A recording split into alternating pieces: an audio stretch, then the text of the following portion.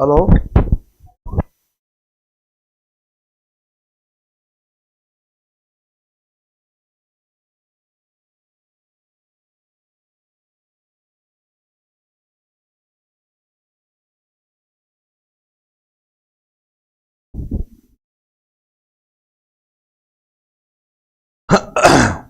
नमस्कार, good evening, शुभ संध्या। Teachers academy के इस ऑनलाइन प्लेटफॉर्म पे एक बार फिर से मैं आप सभी लोगों का बहुत बहुत स्वागत करता हूं। चलिए सभी लोग फटाफट आ जाइए, आज की क्लास हम लोग शुरू करते हैं। और हम लोग जब बात कर रहे थे यूजीसी नेट जेआरएफ में जिस टॉपिक को लेकर के हम बात कर रहे थे, वो टॉपिक हमारा चल रहा था पब्लिक एडमिनिस्ट्रेशन, लोक प्रशासन। वो सभी विद्यार्थी जो जून 2024 में यूजीसी नेट जेआरएफ का एग्जाम देने जा रहे हैं और जिनका सब्जेक्ट पॉलिटिकल साइंस है, उन सभी लोगों के लिए टीचर्स एकेडमी के इस ऑनलाइन प्लेटफॉर्म पे UGC net JRF political science का जो है नया बैच स्टार्ट हो चुका है। और इसमें हम लोग जो टॉपिक स्टार्ट किए हैं अभी, वो है हमारा पब्लिक एडमिनिस्ट्रेशन, जिसे हमने बहुत से बिंदुओं पर चर्चा की है। आज एक नए टॉपिक के साथ आपके सामने उपस्थित हुए हैं और इसमें हम लोग क्लास शुरू करें। और क्लास शुरू करने से पहले मैं सभी लोगों को बता देना चाहूंगा, जितने विद्यार्थी नए जुड़ते हैं, अगर आपका सब्जेक्ट भी पॉलिटिकल साइंस है, आप यूजीसी नेट जेआरएफ का एग्जाम देने जा रहे हैं, तो जून 2024 में अगर आप भी तैयारी करना चाहते हैं तो हमारी संस्था के नंबर पे 96 28 95 92 37 9628959237 पे आप कॉल कर सकते हैं। कॉल अगर बिजी है या कोई इश्यू बता रहा है तो आप उस नंबर में व्हाट्सएप छोड़ सकते हैं, आपको सारी डिटेल मिल जाएगी। कैसे आपको ऐप पर क्लास मिलेगी, पीडीएफ नोट्स कैसे अवेलेबल होंगे, प्रैक्टिस सेट कैसे मिलेगा। चलिए क्लास शुरू करते हैं। और शुरू करने से पहले एक बार फिर से आप सभी लोगों का बहुत बहुत स्वागत है। शिल्पी जी, वंदना जी, ललिता जी, प्रतिभा जी, सभी लोगों का बहुत बहुत स्वागत है। तो हम लोग बात कर रहे थे लोक प्रशासन के बारे में, और लोक प्रशासन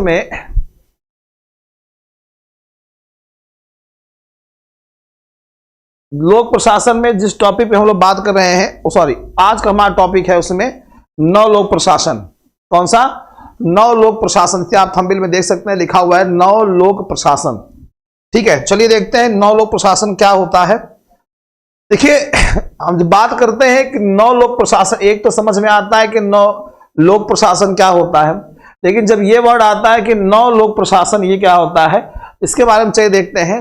देखिए, नव लोक प्रशासन क्या होता है, एक सैद्धांतिक शब्द माना गया है, इसे एक सैद्धांतिक शब्द कहा गया है। और इसका यूज जो ज्यादातर होता है सरकारी संस्थान जो होते हैं, जो गवर्नमेंट इंस्टीट्यूट होते हैं, जो सरकारी संस्थान होते हैं, उन संस्थानों में, उन संस्थानों के जो नौकरशाही होते हैं, ब्यूरोक्रेटिक जो होते हैं, उन संस्थानों के नौकरशाही तरीकों को बढ़ाने के लिए किया जाता है। प्रशासन और शासन, यही तो डिफरेंस होता है। शासन की बात जब हम करते हैं तो उसमें नेतागण आते हैं, पॉलिटिशियंस आते हैं, एमपी एमएलए आते हैं, लेकिन जब हम प्रशासन की बात करते हैं तो इसमें ब्यूरोक्रेट्स आते हैं, प्रशासनिक अधिकारी आते हैं। तो जो सरकारी संस्थानों में जो नौकरशाही तरीकों को बढ़ाने के लिए काम किया जाता है, तो लोक प्रशासन इसी के लिए इस्तेमाल शब्द होता है, एक सैद्धांतिक शब्द है। और इसका उद्देश्य आम जनता को विभिन्न प्रशासनिक सेवाएं प्रदान करना होता है, कि जो आम जनता है, जो लोग हैं, उनको तरह तरह की जो हमारे यहाँ प्रशासनिक सेवाएं उपलब्ध होती हैं वो उनको मिल सके। सार्वजनिक नीतियां का मतलब जो पब्लिक पॉलिसी होती है, जो सभी लोगों के लिए बनाई जाती है सरकार के द्वारा, सार्वजनिक नीतियों को लागू करना है। जो शासन के अंतर्गत जो नई नई नीतियां बनाई जाती हैं, पॉलिसीज बनाई जाती हैं, जो विधायिका के थ्रू विधि यानी कानून बनाए जाते हैं, उन नीतियों को लागू करना है। और कार्य योजनाओं में लोकतांत्रिक नागरिकता, सार्वजनिक हित, सार्वजनिक नीति और देश के नागरिकों के लिए सेवाएं जैसे मुद्दे शामिल होते हैं।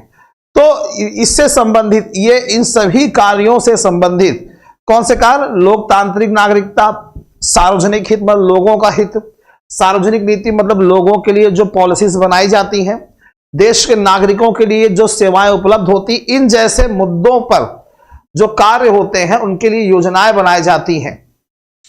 नई सार्वजनिक प्रशासनिक प्रणालियां एक ऐसी संरचना का निर्माण करती हैं जो प्रशासनिक निर्णयों में आम जनता की आवाज बन सके।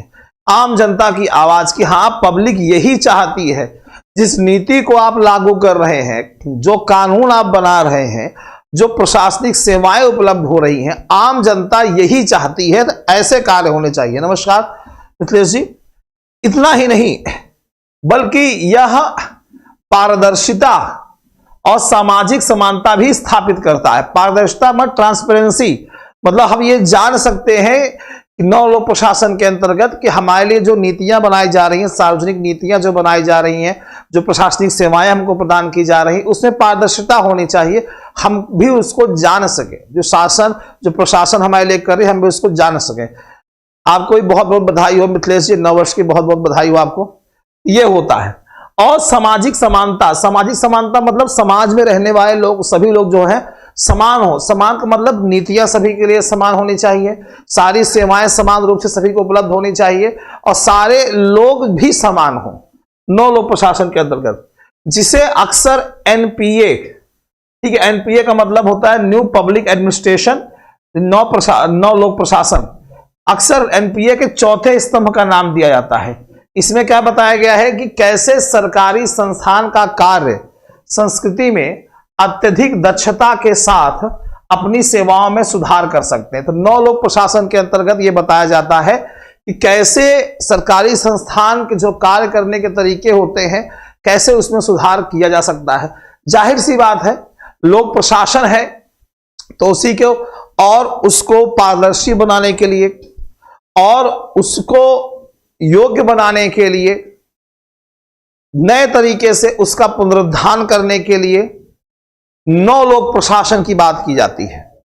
नया लोक प्रशासन एक नए तरीके से होगा, काम करने में और पारदर्शिता आएगी, जो नीतियां होंगी वो और बेहतरीन होंगी। अभी तक चला आ रहा था प्रशासनिक कार्य एक ही ढर्रे पे काम कर रहा था, अब उसमें परिवर्तन होंगे। तो इस तरह से हम उसे पढ़ेंगे भी, ठीक है। यूजीसी नेट जेआरएफ की मिथिलेश जी।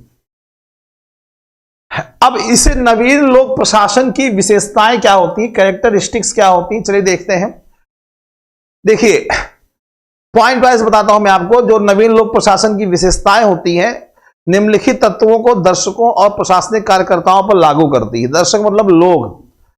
यहां पर लिखा क्या है उसकी विशेषताओं में, सरकारी संस्थाओं का पुनर्गठन। पहला दिया है सरकारी संस्थाओं का पुनर्गठन होता है नए लोक प्रशासन के अंतर्गत। नई सार्वजनिक प्रशासनिक व्यवस्था सरकार को छोटी छोटी इकाइयों में विभाजित करती है। नई सार्वजनिक प्रशासनिक व्यवस्था सरकार को क्या करती है, नई छोटी छोटी इकाइयों में, छोटे छोटे पार्ट में क्या होती है, उसको डिवाइड करती है। इसके बाद यह प्रत्येक क्षेत्र की भूमिकाओं और जिम्मेदारियों को निजी क्षेत्रों में वितरित करती है। किसमें वितरित करती है? निजी क्षेत्रों में इसको वितरित करती हैं, ठीक है। तो जो नवीन लोक प्रशासन की विशेषताएं होती हैं, उसे पहला क्या करता है, सरकारी संस्थाओं का पुनर्गठन करता है, ठीक है। इसमें नई सार्वजनिक प्रशासनिक व्यवस्था सरकार को छोटी छोटी इकाइयों में बांटती है। उसके बाद प्रत्येक क्षेत्र की उनकी क्या भूमिका होगी, उनकी क्या जिम्मेदारी होगी, उसको निजी क्षेत्रों में बांटती है, वितरित करता है। विभाजित और पैरा आरेख और सॉरी ये इसको छोड़ दीजिए। विभाजित और संरचनाएं पुराने लोक प्रशासन की तुलना में कम पदानुक्रमित और अधिक लचीली हैं। तो जो पुराना लोक प्रशासन होता है उसमें जो पदानुक्रम होता है, पदों का जो क्रम होता है, ये हमारे बॉस होंगे, ये इनके बॉस होंगे, ये इनके बॉस होंगे, ये इनके बॉस होंगे, इस तरीके से। तो नवीन लोक प्रशासन में ये पदानुक्रम जो होता है ये कम होता है, ज्यादा उसमें पद नहीं होते कि इसके ऊपर इनके ऊपर इनके ऊपर। और साथ ही साथ ये और ज्यादा क्या होती है, नवीन लोक प्रशासन क्या होता है, फ्लेक्सिबल होता है, लचीला होता है। इसके अतिरिक्त यह तैयार की गई सार्वजनिक नीतियों का प्रबंधन करता है, ठीक है। यह पहली विशेषता हो गई। दूसरी विशेषता क्या है, लक्ष्य ग्राहक। दूसरी विशेषता है लक्ष्य ग्राहक। अब यह लक्ष्य ग्राहक क्या होता है, नई सार्वजनिक प्रशासन प्रणाली के लक्ष्य ग्राहक देश के नागरिक हैं। ध्यान दीजिएगा, नई सार्वजनिक प्रशासन प्रणाली के लक्ष्य ग्राहक देश के नागरिक हैं। जिसे उदाहरण के थ्रू बताएं आपको क्या कहना चाहता है ये। Good evening dear. यदि किसी प्रशासक ने सरकारी क्षेत्रों की ओर से निर्णय लिया है। किसकी तरफ से? सरकारी क्षेत्रों की तरफ से किसी प्रशासक ने निर्णय लिया है तो उसे नागरिकों की भलाई में सकारात्मक परिणाम लाने होंगे। उसे क्या करने होंगे? उसे नागरिकों की भलाई में सकारात्मक परिणाम लाने होंगे। नागरिकों की भलाई में सकारात्मक परिणाम उनको लाने होंगे। प्रशासनिक व्यवस्था उस निर्णय पर जनता की प्रतिक्रिया से बच नहीं सकती। जनता की प्रतिक्रिया से बच नहीं सकती। फिर समझिए, नवीन लोक प्रशासन की जो दूसरी विशेषता है वह है लक्ष्य ग्राहक। नई सार्वजनिक प्रशासन प्रणाली के लक्ष्य, ये शब्द यहां से हटा दीजिए, ग्राहक शब्द होगा ही नहीं, फर्जी आ गया है इसमें टाइपिंग में। लक्ष्य, दूसरा लक्ष्य देखते हैं। लक्ष्य है कि नई सार्वजनिक प्रशासन प्रणाली के जो लक्ष्य होते हैं वो देश के नागरिक हैं। उनका टारगेट क्या है? देश के नागरिक। जैसे यदि किसी प्रशासक ने सरकारी क्षेत्र की ओर से कोई डिसीजन लिया है, कोई ब्यूरोक्रेट से, कोई प्रशासनिक अधिकारी है, उसे सरकारी आदेश मिला है और उसने उसकी तरफ से वो फैसला ले लिया है, तो उसे नागरिकों की भलाई में सकारात्मक परिणाम लाने होंगे कि भैया जो आदेश मिला है सरकारी क्षेत्र की तरफ से हम उसे लागू करेंगे और इससे ज्यादा नागरिकों की, ज्यादा से ज्यादा लोगों की क्या हो सकेगी? भलाई हो सकेगी, ये होगा। और प्रशासनिक व्यवस्था उस निर्णय पर जनता की प्रतिक्रिया से बच नहीं सकती। अब जब वो नीति लागू होगी, जो सरकारी आदेश उस प्रशासनिक अधिकारी को मिला होगा, उसने उसे लागू किया होगा कि अब सरकार ने आदेश दिया, इसको हम लागू करते हैं, अब इसके क्या परिणाम होंगे, तो जनता उस पर अपनी प्रतिक्रिया देगी कि आपने जो डिसीजन लिया है वो ऐसा है, वो ऐसा है, उस पर एक्शन लेगी, प्रतिक्रिया देगी, हाँ सरकार बहुत बढ़िया कर रही है, नहीं सरकार बहुत खराब कर रही है, तो उससे प्रशासनिक व्यवस्था बच नहीं सकती।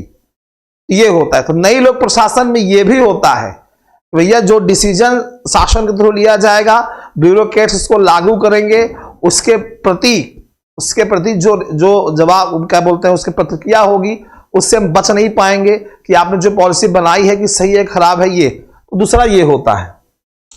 तीसरा होता है मान्यता और जानकारी।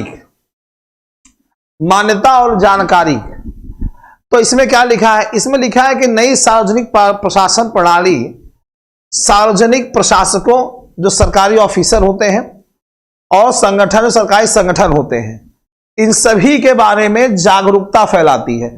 तो नई जो लोक प्रशासन होता है, नए लोक प्रशासन के अंतर्गत ये भी आता है कि जो सरकारी ब्यूरोक्रेट्स होते हैं, सरकारी अधिकारी जो होते हैं, जो सरकारी संगठन होते हैं, उसके प्रति लोगों को क्या करती है? जागरूक बनाती है। ठीक है। सरकारी संस्थाओं द्वारा लिया गया कोई भी निर्णय वहां के मूल निवासियों के जीवन को प्रभावित करता है। बिल्कुल सही बात है। अगर सरकार कोई डिसीजन लेती है तो वो डिसीजन जो उस देश में, उस क्षेत्र में रहने वाले जो लोग होते हैं, उनके जीवन पर कहीं ना कहीं किसी ना किसी तरीके से, चाहे वो डायरेक्ट हो चाहे वो इनडायरेक्ट हो, प्रभाव तो करेगी। सरकार ने कह दिया कि 1 रुपया सिलेंडर महंगा होगा, तो लोगों के जीवन पे प्रभाव तो पड़ेगा ही। किसी को कोई प्रभाव नहीं पड़ेगा, किसी के साथ बहुत प्रभाव पड़े, ये होता है, ये चीजें हो जाती हैं। अतः उन्हें प्रशासकों के महत्व और कार्य योजनाओं की भली भांति जानकारी होनी चाहिए। तो नए लोक प्रशासन के अंतर्गत जो जनता होती है, उनको प्रशासकों के महत्व, उनकी योजनाओं, उन सभी की जानकारी होनी चाहिए। वो सरकारी संगठन, सरकारी प्रशासकों के बारे में जान सके। ये होती है मान्यता और जानकारी, जो नई लोक प्रशासन की विशेषता होती है। फिर होता है बहुविषयक। चौथा होता है बहुविषयक। अब बहुविषयक मतलब क्या होता है? इसमें क्या कहा जाता है? इसमें कहते हैं कि नई सार्वजनिक प्रशासनिक प्रणाली बहुविषयक प्रकृति, इसका नेचर कैसा है? बहुविषयक है, यानी इसमें बहुत सारे विषय आते हैं। बहुविषयक संस्थागत प्रणालियों की विकास संरचना में सुधार के अनुपालन में आर्थिक, राजनीतिक, सामाजिक संबंधों को बढ़ाने पर केंद्रित है। क्या? बहुत सारे विषय। बहुविषयक का मतलब एक से अधिक विषय। तो जो नई सार्वजनिक प्रशासनिक प्रणाली है उसकी बहुविषयक प्रकृति है। अब उससे होता क्या है? बहुविषयक प्रकृति संस्थागत प्रणालियों की विकास संरचना में, जो संस्थाएं हमारे यहां हैं, जो विकास का काम करती हैं, उनके विकास की संरचना में सुधार के अनुपालन में आर्थिक, राजनीतिक, सामाजिक संबंधों को बढ़ाने पर केंद्रित है कि भैया जो संस्थाएं हमारे यहाँ विकास संरचना का काम करती हैं, डेवलपमेंट का काम करती हैं, जो संस्थाएं हैं उनमें सुधार के लिए आर्थिक, राजनीतिक, सामाजिक संबंधों को बढ़ाने पर केंद्रित है। कि हमारे देखिए संस्थागत प्रणाली तो हमारे यहाँ है, बहुत सारी संस्थाएं काम करती हैं, बहुत सारे संगठन काम करते हैं, एनजीओ काम करते हैं, तो जो कहीं ना कहीं देश के विकास में अपना योगदान देते हैं, ठीक है, तो वो योगदान देते रहे, उसमें और वृद्धि हो, इसके लिए उनकी जो आर्थिक, राजनीतिक, सामाजिक जो आपस में रिलेशन होते हैं वो और बढ़ाने का काम करता है नवीन प्रशासन, ताकि और अच्छे से ये काम कर सके। जब आर्थिक, राजनीतिक, सामाजिक या हर तरीके से विभिन्न संगठनों में, विभिन्न संस्थाओं में आपस में सामंजस्य होगा तो जाहिर सी बात है विकास होगा, डेवलपमेंट होगा। तो ये नई लोक प्रशासन की ये भी एक क्या होती है, विशेषता होती है, ठीक है, ये भी एक विशेषता होती है। आगे चलते हैं हम लोग। अगला दिया है विकेंद्रीकरण। अगला पॉइंट इसमें है विकेंद्रीकरण। विकेंद्रीकरण नई सार्वजनिक प्रशासन प्रणाली की सबसे महत्वपूर्ण विशेषताओं में से एक है। सबसे महत्वपूर्ण विशेषताओं में से एक है। यह प्रक्रिया नौकरशाही के तरीकों को अधिक गतिशील और अनुकूलनीय समर्थन प्रणालियों में परिवर्तित करती है। इस प्रकार संगठन की कार्य नैतिकता और संस्कृति में अधिक विचलन लाती है। विकेंद्रीकरण जिसे आप पढ़ते भी हैं, डिसेंट्रलाइजेशन। एक होता है सेंट्रलाइजेशन, एक होता है डिसेंट्रलाइजेशन। सेंट्रलाइजेशन का मतलब होता है केंद्रीकृत, जहां पे सारी शक्तियां किसी एक के हाथ में क्या होती है, केंद्रीकृत होती है, एक ही के हाथ में सब केंद्रीकृत होती हैं। डिसेंट्रलाइजेशन क्या होता है, जहां पे शक्तियां एक ही संस्था, एक ही सरकार के अधीन नहीं होती, बल्कि वो संस्थागत बटी होती हैं विकेंद्रीकरण में। तो विकेंद्रीकरण क्या होता है, नई सार्वजनिक प्रशासन प्रणाली की सबसे महत्वपूर्ण विशेषताओं में से एक होती है। यह प्रक्रिया नौकरशाही के तरीकों को अधिक गतिशील और अनुकूलनीय समर्थन प्रणालियों में परिवर्तित करती है। यहां इससे क्या होता है, जब कार्य को बांट दिया जाएगा, विकेंद्रीकरण कर दिया जाएगा कि तुम्हारा काम ये है, तुम्हारा काम ये है, तुम्हारा काम ये है, जब उसको बांट दिया जाएगा तो इससे नौकरशाही के तरीकों में अधिक गतिशीलता आ जाएगी। पहले एक ही आदमी सब करता था तो सारा काम उसे करना होगा, तो प्रेशर भी हो सकता है, दबाव भी बढ़ सकता है। तो अब बांट देंगे तो उसमें गतिशीलता आ जाएगी और अनुकूलनीय समर्थन प्रणालियों में परिवर्तित हो जाएगा, कि अनुकूल हो जाएगा उसके अकॉर्डिंग। तो इस प्रकार संगठन की कार्य नैतिकता और संस्कृति में अधिक विचलन लाती है, ठीक है, एक विशेषता तो ये होती है। फिर है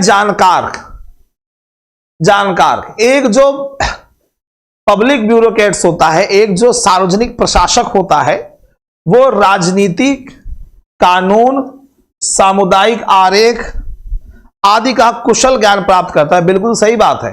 जब कोई सार्वजनिक प्रशासक, ब्यूरोक्रेट्स, अधिकारी, आईएएस पीसीएस रैंक का ऑफिसर, अब जब कोई आदमी आईएएस पीसीएस बनता है, डिस्ट्रिक्ट मजिस्ट्रेट बनता है, एसडीएम बनता है, पीएस बनता है, तो उसको सारी जानकारी होती है, राजनीति की, कानून की, सामुदायिक आरेख आदि की जानकारी। जब आप देखें, जब कोई बंदा तैयारी करता है, अधिकारी बनता है, तो उसको हर तरीके से प्रिपेयर किया जाता है।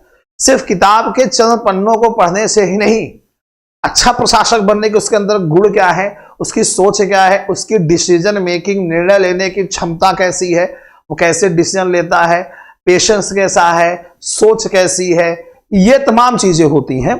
तो एक जो सार्वजनिक प्रशासक होता है वो कुशल ज्ञान प्राप्त करता है और यह अधिकारियों को सार्वजनिक नीतियों को प्रभावी ढंग से बनाने और लागू करने में मदद करता है। जब आपको सारी जानकारी होगी एक अधिकारी के पास, तो सभी नीतियों को प्रभावी ढंग से बनाएगा भी, प्रभावी ढंग से उसे लागू भी करेगा। बनाएगा सेंस मतलब हमारे जो नेतागण नीतियां बनाते हैं उसमें प्रशासनिक अधिकारियों का योगदान होता है, एडवाइजर होते हैं, पर्सनल सेक्रेटरी होते हैं उनके प्रशासक, ब्यूरोक्रेट्स। तो अच्छी नीतियों को बनाने और उसको लागू करने में उनका बड़ा अहम योगदान होता है। अगर वो कुशल ज्ञान होता है, वो जानकार होते हैं, तो नवीन लोक प्रशासन की ये भी एक विशेषता होती है। फिर है नवीन लोक प्रशासन के सिद्धांत क्या होते हैं। अभी इससे कुछ विशेषताएं और है, लास्ट में उससे बात करते हैं। इसके सिद्धांत क्या होते हैं, नवीन लोक प्रशासन के सिद्धांत क्या होते हैं उसको भी देख लेते हैं। देखिए, नवीन लोक प्रशासन के सिद्धांत जो दिए गए हैं, इसमें सबसे पहला हेडिंग दिया हुआ है पारदर्शिता। क्या हेडिंग दिया हुआ है? पारदर्शिता, ट्रांसपेरेंसी, पारदर्शिता। नई सार्वजनिक प्रशासन प्रणाली लोक सेवकों पर जांच करके उनके कार्यक्षेत्र में अधिक पारदर्शिता लाती है। नई लोक प्रशासकीय जो अधिकारी नई लोक प्रशासन जो प्रणाली है, सार्वजनिक प्रशासनिक प्रणाली जो है, जो लोक सेवक होते हैं, जो पब्लिक ऑफिसर्स होते हैं, उन पब्लिक ऑफिसर्स पर जांच करके कि हाँ, ये आदमी सही से काम कर रहा है कि नहीं कर रहा है, ये योग्य है या नहीं योग्य है, उनके कार्य क्षेत्र में अधिक पारदर्शिता लाती है कि क्या तुम इस कार्य को करने के लिए कैपेबल हो, इस पद पे जो बैठ के तुम्हारी जो रिस्पॉन्सिबिलिटीज है क्या कर पाओगे। तो लोक सेवकों की जांच की जाती है, तो इससे अधिक ट्रांसपेरेंसी आती है, पारदर्शिता आती है।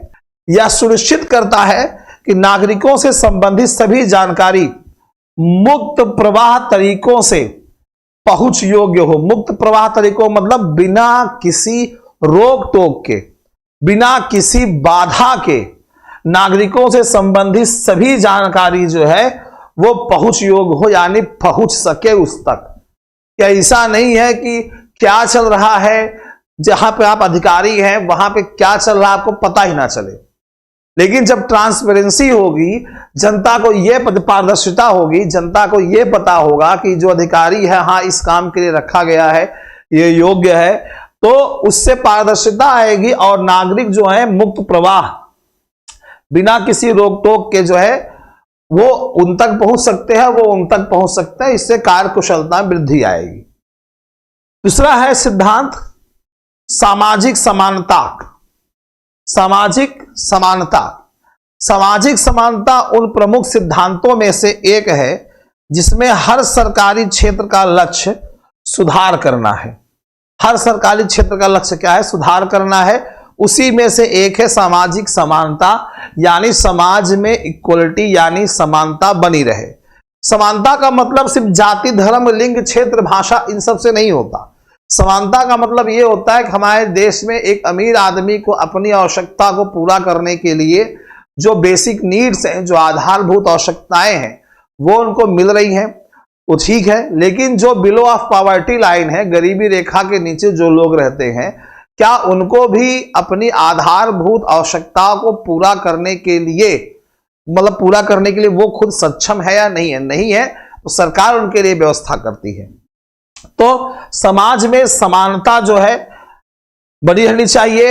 यह सार्वजनिक नीति बनाने, देखिए लिखा है, यह सार्वजनिक नीति बनाने, सार्वजनिक सेवाओं को विभाजित करने, सार्वजनिक नीतियों को लागू करने और शामिल संस्थानों का प्रबंधन करते समय समानता, न्याय और निष्पक्षता का वादा करता है।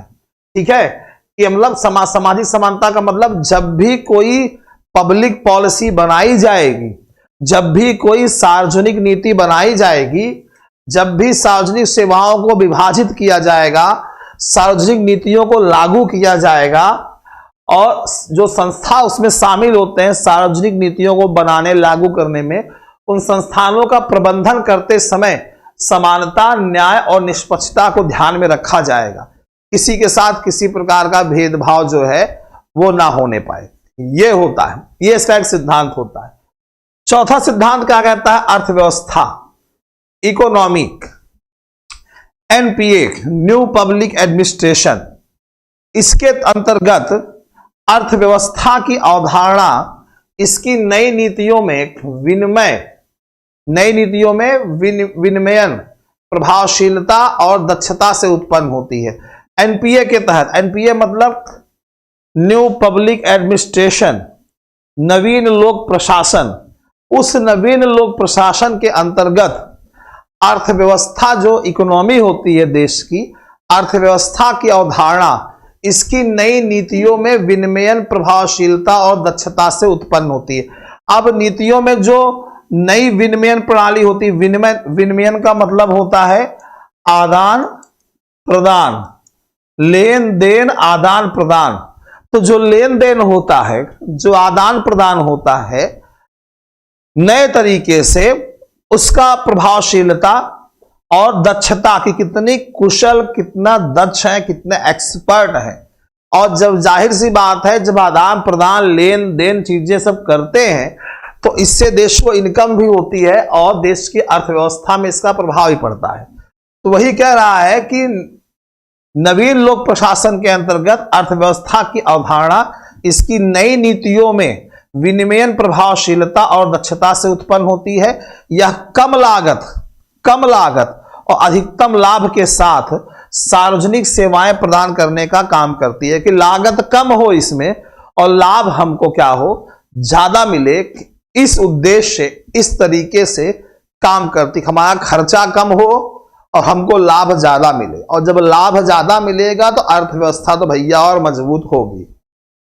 यह भी एक नवीन लोक प्रशासन की विशेषता होती है। फिर है प्रासंगिकता। पहले पुरानी सार्वजनिक शासन प्रशासन प्रणाली ने सार्वजनिक सेवाओं से जुड़ी समस्याओं को नजरअंदाज कर दिया था।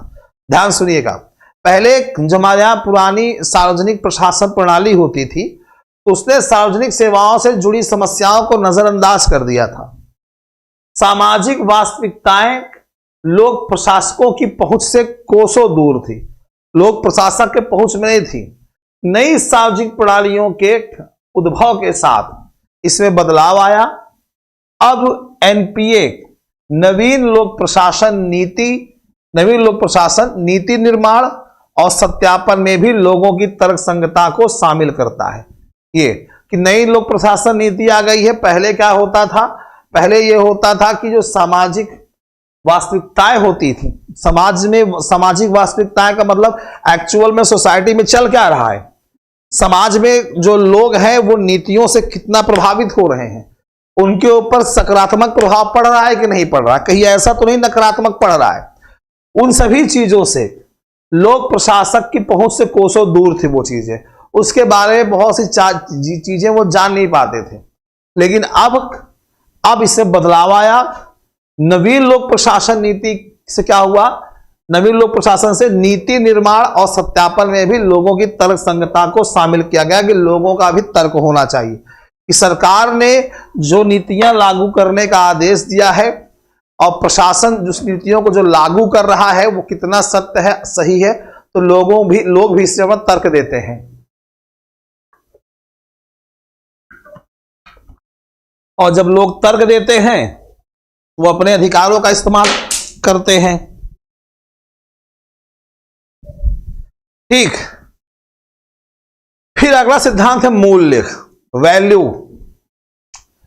देखिए यहां पे एग्जांपल दिया है यूनान देश का कि यूनानियों ने पारंपरिक सार्वजनिक प्रशासन प्रणाली में तटस्थ मूल्यों को असंभव घोषित किया।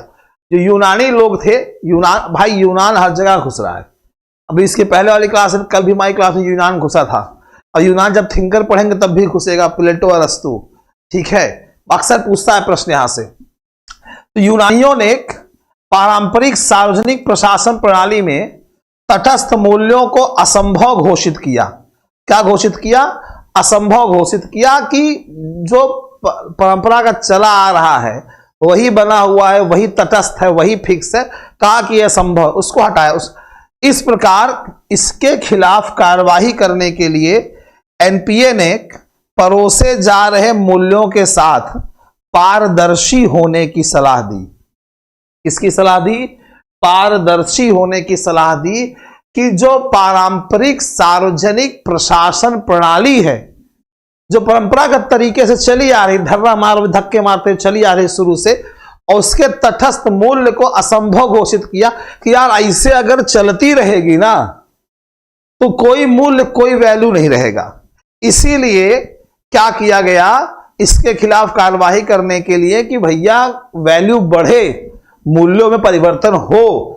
इसीलिए जो परोसे जा रहे मूल्य थे, जो वैल्यू थी पुराने लोक प्रशासन की, तटस्थ तरीके से चला आ रहा है, परंपरागत तरीके से चला आ रहा है, कहा कि उसके साथ साथ पारदर्शी भी होना चाहिए, कि ट्रांसपेरेंसी हो, लोगों को पता चले, सरकार को भी पता चले कि वास्तव में समाज में चल क्या रहा है। ये चीजें होनी बहुत चाहिए। फिर है परिवर्तन। फिर क्या है? परिवर्तन। सार्वजनिक प्रशासक समुदाय में सामाजिक परिवर्तन के लिए जिम्मेदार है। सार्वजनिक प्रशासक जो पब्लिक ऑफिसर्स होते हैं वो समुदाय में सामाजिक परिवर्तन के लिए जिम्मेदार होते हैं। ठीक है, और यहां का जो अगला लाइन है बहुत इंपॉर्टेंट है। अभी नवीन लोक प्रशासन का एक क्लास और हो। Good evening Neeraj Kumar. अच्छा, तो इसीलिए 1968 के मिनोब्रुक सम्मेलन, अंडरलाइन कर लीजिएगा इसको, बहुत पूछा गया है नेट जेआरएफ में। मिनोब्रुक सम्मेलन ने नौकरशाही प्रवृत्तियों का मुकाबला करने, समाज में बदलाव लाने के कई तरीकों की व्याख्या की। और इसका एक तरीका है राजनीतिक विज्ञान की अवधारणा को प्रशासनिक व्यवस्था के करीब लाना।